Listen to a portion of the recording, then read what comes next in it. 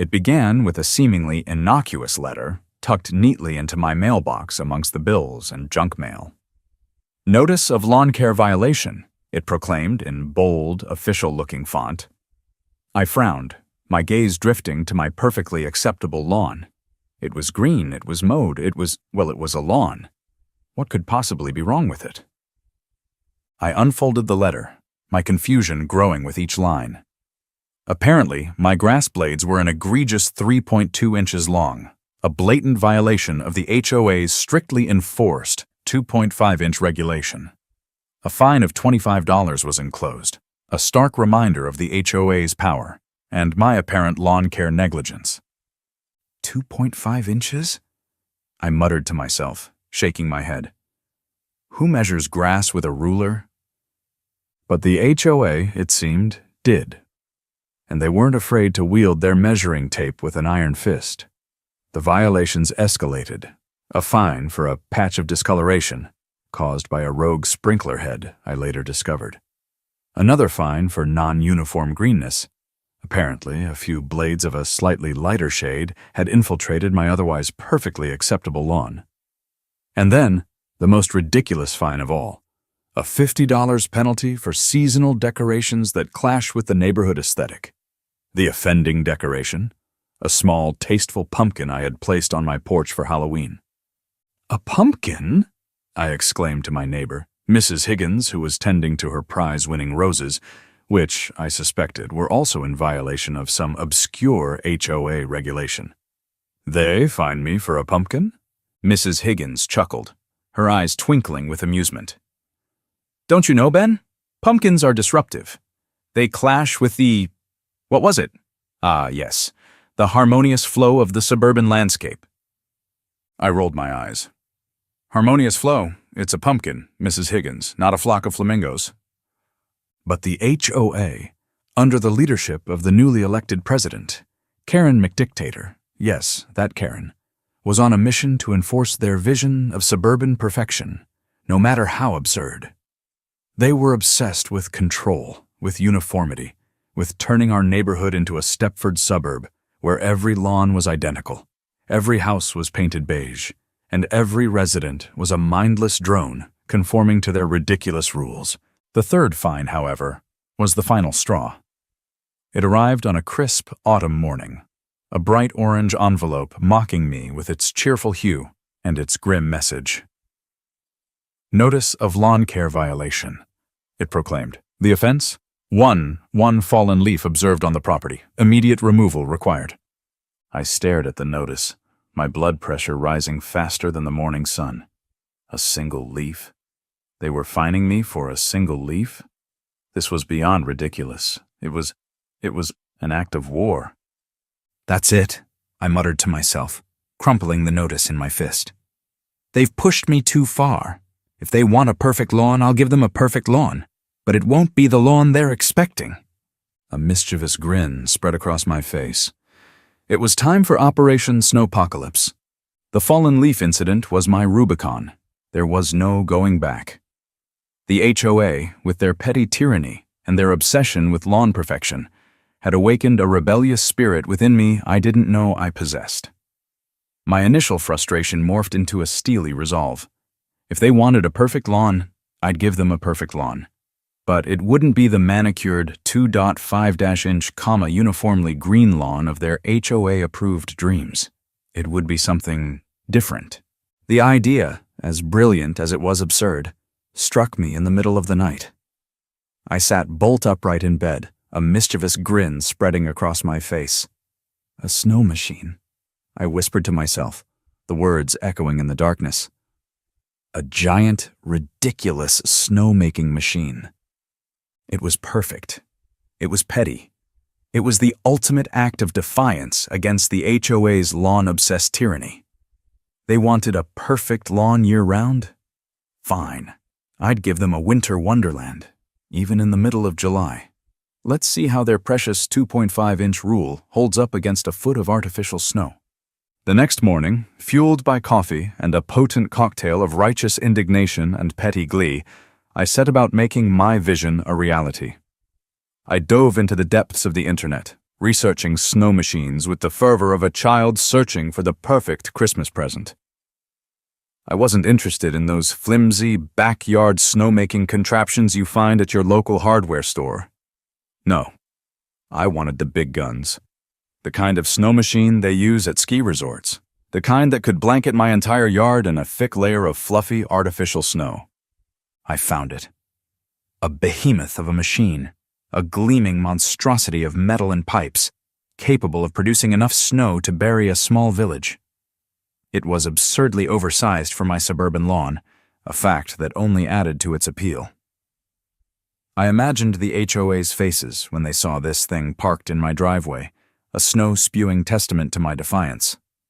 The purchase was a whirlwind of credit card swipes and hurried phone calls. I arranged for delivery, my excitement growing with each passing hour. This wasn't just a snow machine. It was a symbol of my rebellion, a weapon in my war against the HOA's petty tyranny, and I couldn't wait to unleash it. The arrival of the snow machine was a spectacle in itself. It was delivered on a flatbed truck, its massive form dwarfing my modest suburban home. The driver, a burly man with a handlebar mustache and a twinkle in his eye, whistled as he surveyed the scene. "You sure you got the right address, buddy?" he asked, a grin spreading across his face. "This thing's usually headed for the mountains, not the burbs." "It's the right address," I assured him, returning the grin. "And trust me, it's going to be put to good use." The installation was a community effort. My neighbors, tired of the HOA's tyranny and eager for a bit of entertainment, rallied to the cause. We spent the afternoon maneuvering the behemoth into my backyard, its pipes and nozzles snaking across the lawn like a metallic serpent. We disguised it with tarps and strategically placed bushes, a covert operation designed to keep the HOA's watchful eyes at bay. It was a scene straight out of a spy movie, except instead of nuclear warheads, we were hiding a snow machine. "Think they'll notice?" Mrs. Higgins asked, adjusting a potted fern to obscure a particularly conspicuous nozzle. "They'll notice," I replied, a mischievous glint in my eye. "But not until it's too late."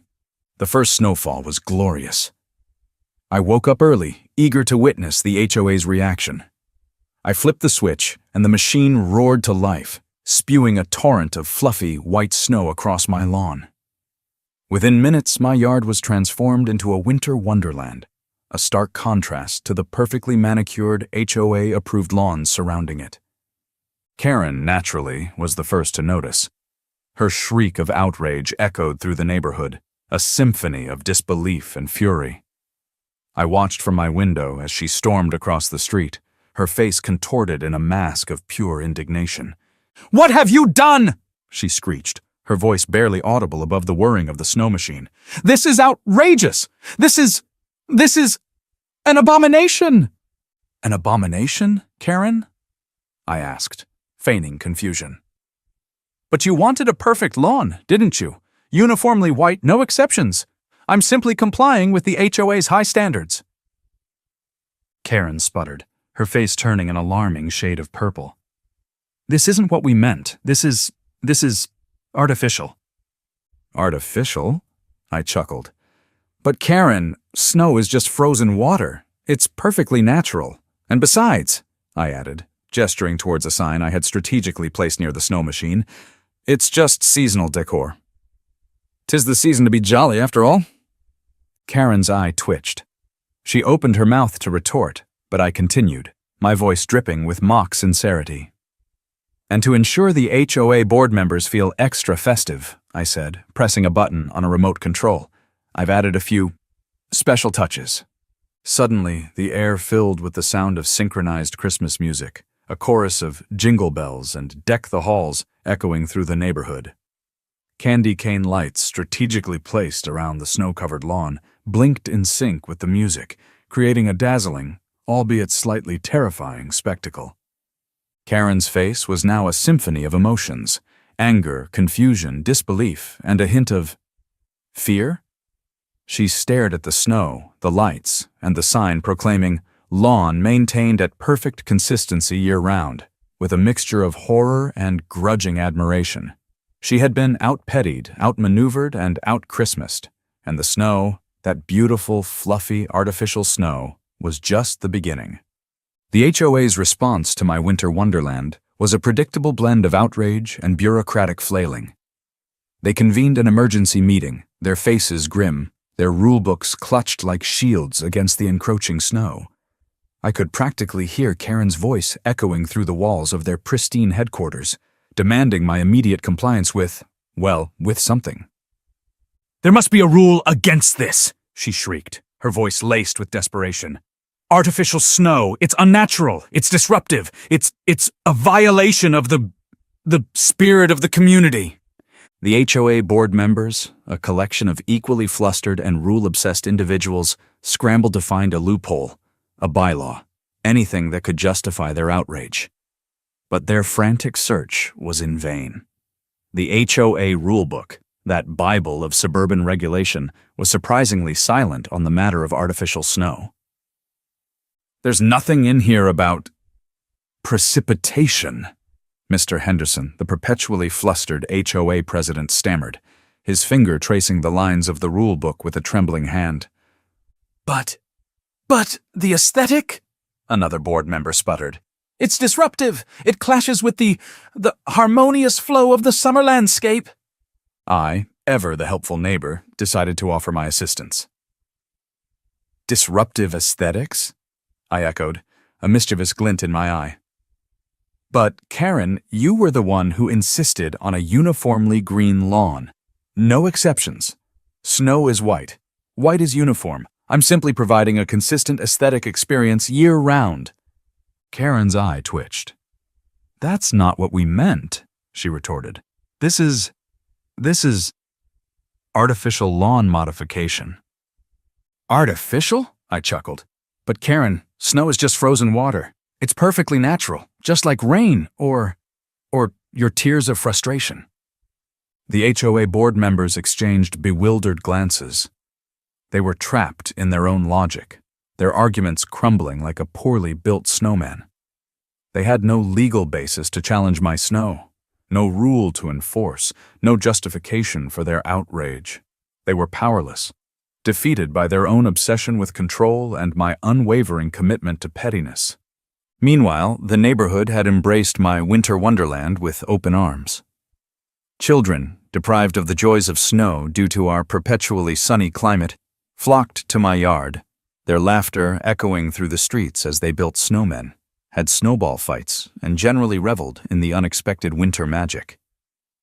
"This is the best day ever," I overheard one child exclaim, his cheeks flushed with excitement. "It's like Christmas in July." Even the adults couldn't resist the charm of the artificial snow. They gathered on my lawn, sipping hot cocoa, because why not, and marveling at the absurdity of it all. The HOA's attempts to spoil the fun only solidified their image as the neighborhood villains, the Grinch-like figures trying to steal the community's joy. "Those HOA folks are crazy," one neighbor exclaimed, shaking his head. "Trying to ban snow? What's next? Sunshine?" The HOA's outrage had backfired spectacularly. They had inadvertently created a community gathering space, a source of joy and laughter, and a symbol of defiance against their petty tyranny. And the snow, that beautiful, fluffy, artificial snow, was just the beginning. The HOA's outrage, ironically, became my greatest marketing tool. News of my snow-covered lawn, a defiant middle finger to their petty tyranny, spread like wildfire through the community and beyond. It wasn't long before the first wave of influencers arrived, their phones held high, ready to capture the spectacle for their eager followers. "This is amazing," I overheard one influencer exclaim, her voice echoing across my snow-covered lawn as she posed for a selfie with a snowman. "It's like a winter wonderland in the middle of summer. #snowpocalypse, #HOFL, #petty revenge goals." The hashtags did their magic. My yard became a social media sensation, a viral symbol of defiance against HOA overreach. Influencers flocked to my lawn, their brightly colored outfits clashing spectacularly with the pristine white snow. They filmed videos, took photos, and interviewed me about my bold stance against the HOA. My story, the story of the man who dared to defy the lawn police, was shared and reshared, liked and commented on, until it reached a level of internet fame I never could have imagined. The HOA, of course, was mortified. Their attempts to control the narrative backfired spectacularly. Every news article, every social media post, every influencer's video painted them as the villains, the humorless bureaucrats trying to crush the community's joy.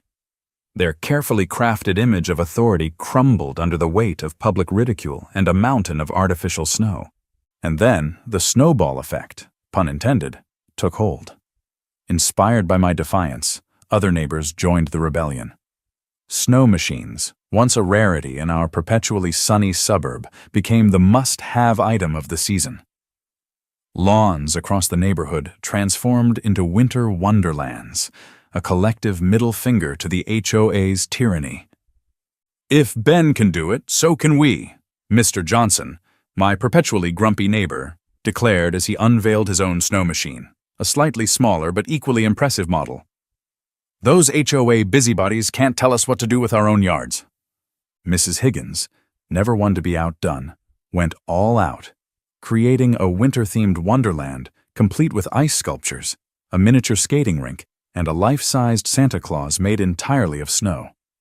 "It's called seasonal decor, Karen," she announced triumphantly as Karen drove by, her face a mask of barely contained fury.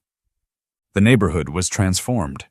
Streets once lined with perfectly manicured lawns now resembled a scene from a Christmas movie, a surreal and hilarious juxtaposition of palm trees and snowdrifts.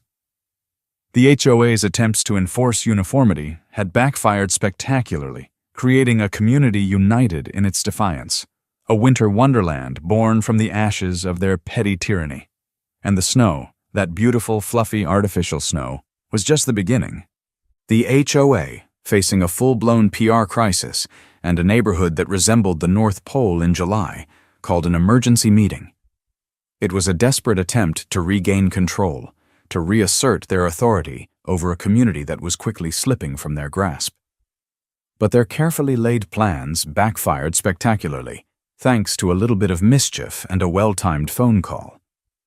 I received the meeting notice, a flimsy piece of paper demanding my presence to discuss my unacceptable lawn decorations. A mischievous grin spread across my face. This wasn't just a meeting. It was an opportunity. I contacted the local news stations, the newspapers, even a few online bloggers, inviting them to witness the HOA's desperate attempt to crush the spirit of Christmas. Or, summer, whatever. The meeting room was packed. HOA board members, their faces pale and drawn, sat at the head of the table, facing a sea of cameras and reporters. Karen, her usual air of authority replaced by a palpable sense of panic, nervously adjusted her glasses. "Mr. Ben," she began, her voice trembling slightly, "we've called this meeting to discuss your excessive snow." "Excessive?" I echoed, feigning confusion. "But Karen, you were the one who insisted on a uniformly white lawn. I'm simply providing a consistent aesthetic experience year-round." A ripple of laughter spread through the room. The reporters, sensing a good story, scribbled furiously in their notebooks. Karen's eye twitched. "This isn't what we meant," she sputtered. This is disruptive. It's... She searched for the right word. The word that would encapsulate the HOA's outrage and justify their desperate attempt to regain control. "It's un-American," she finally declared, her voice rising in indignation. "It's a blatant attack on the sanctity of summer. It's a war on Christmas." The room erupted. The reporters, their cameras flashing, couldn't believe their luck. "HOA declares war on Christmas," the headlines screamed. "Suburban tyrants try to ban snow." The HOA's attempt to control the narrative had backfired spectacularly, turning them into the Grinch-like villains of a real-life holiday movie. And then, the city got involved. The mayor, a jovial man with a penchant for publicity, saw an opportunity. "Year-round snow in our sunny city? he declared in a press conference. It's brilliant. It's unique. It's a potential tourist attraction. He announced plans for a Winter Wonderland festival, a citywide celebration of my snow-covered lawn and the community's defiance against the HOA's tyranny. The HOA's authority was further undermined, their power waning in the face of public opinion and the city's enthusiastic embrace of the absurd. The HOA board members, defeated and demoralized, could only watch as their carefully constructed world of rules and regulations crumbled around them. They had become a laughingstock, a symbol of bureaucratic overreach and petty tyranny. And the snow, that beautiful, fluffy, artificial snow, had become a symbol of freedom, a testament to the power of community and the enduring spirit of Christmas, even in July. My snow-covered lawn, once a symbol of defiance, evolved into a beloved neighborhood attraction. The HOA's attempts to ban it had backfired spectacularly, transforming my yard into a haven for snow-deprived children and a quirky landmark that drew curious visitors from far and wide. I leaned into the absurdity, hosting snow day parties, complete with hot cocoa, snowball fights, and impromptu snowman building competitions. I even started charging a small admission fee, a cheeky nod to the HOA's obsession with fines, and a surprisingly lucrative venture. $5 for a snowball fight in July? One visitor chuckled as he handed me a crisp bill. Worth every penny. The HOA, meanwhile, could only watch in impotent fury as my snow-covered lawn became a symbol of their defeat. Their authority had been undermined, their rules rendered meaningless, and their carefully constructed image of suburban control shattered. The final blow came in the form of Karen's resignation. She stormed into the next HOA meeting, her face a mask of defeat and resentment. "I can't take it anymore," she shrieked, her voice cracking with emotion. "The snow, the laughter, the joy, it's unbearable." The remaining board members, a collection of weary and demoralized individuals, exchanged glances. Mr. Henderson, the perpetually flustered president, sighed. "Karen," he said, his voice laced with a hint of pity, "perhaps it's time to let it go." "Let it go?" Karen's eyes widened in disbelief. But, the rules, the aesthetics, the order." "The order is gone, Karen," Mrs. Higgins, a former HOA dissenter turned snow enthusiast, chimed in. "And good riddance. We're having fun. The kids are happy, and you're the only one who seems to have a problem with it." Karen's shoulders slumped. She looked around the room, her gaze meeting the amused eyes of her former subjects.